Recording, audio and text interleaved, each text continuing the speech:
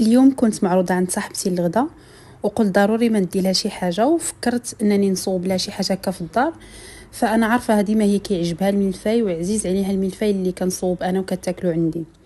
خدمت الملفاي هنا، لاباط ديال الملفاي انا المهم اللي بغى الوصفه ديال الملفاي راني حاطاها في لاباج.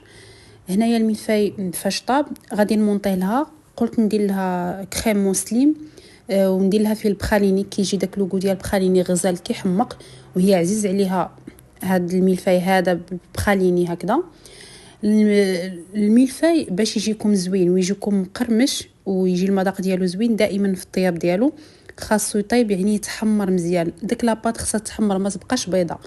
علاش؟ فاش كدار لها لا كريم كتبقى شاده في راسها وكتبقى مقرمشه. هنايا درت الطبقه الاولى، ودرت الكريم مسلم ودهنته. الطبقه الثانيه ضروري تضغطوا عليها. بالنسبه للطبقات تشوفوا هنايا شي طبقات هكذا يعني مهرسين، ماشي مشكل. المهم الطبقه الاولى والطبقه التاليه اللي غتفين بها تكون صحيحه.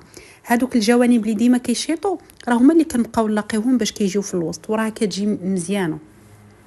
هانتوما تشوفوا هاد الطبقه هذه راه غادي نديرها شو هكذا مقطعه، ولكن راه كتجي مزيان حيت هذه كتجي في الوسط. وفاش كتقطع الملفاي راه كتجي مفينيه، راه غتقولوا بلي تقدر ما تجيش فينيه، لا كتجي مفينيه وكتجي مزيانه. هانتوما كي كتبان لكم لاباط راها محمره مزيان، وتا الكاميرا راه ما عطياش حق في التصوير لان راه جايه زوينه بزاف. وصافي هنايا كنمشي كندير طبقه وكنضغط مزيان وندير لا كريم، او ندير طبقه ونضغط مزيان.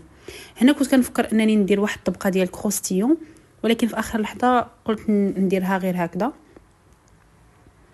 هاد الكريم مسلم كيجي زوين بزاف في الملفاي وكيجي زوين. هذه اخر طبقه غنقلبوها على ماشي الوجه ديالها، نقلبوها على الظهر ديالها كيف كتشوفوا دائما اخر وحده قلبوها على الظهر ديالها وهنا ضغطوا مزيان. علاش؟ باش داك الطبقات كيجيو مقادين. صافي غندير هنايا واحد المعلقه خفيفه ديال داك كريم مسلم، غير باش كنسدو داك التقيبات. علاش؟ باش منين ندير الكراميل ما يهبطش. وصافي كنمشي كنقادها بهذه الطريقه وكنليسيها مزيان، وكنحيد داك الكريمه ما كتكونش بزاف.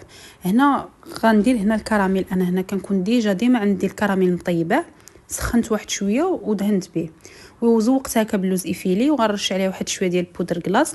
عجبني بزاف، ني عجبتها بزاف وفرحت بها وجات غزاله وجات لذيذه بزاف. وصافي كيكون هذا هو الشكل النهائي. انا خليتها هكا ما دوزتلهاش في الجناب لوز ايفيلي، درته غير هكذايا من الفوق. فالتزيين التالي كيبقى اختياري، كتبقى اشكال يعني كل واحد والذوق ديالو، كل واحد والاختيار ديالو. وصافي هذه هي الوصفه ديال هذا النهار. كنتمنى ان شاء الله تعجبكم، وبصحه والراحه، وتهلاو ليا في راسكم.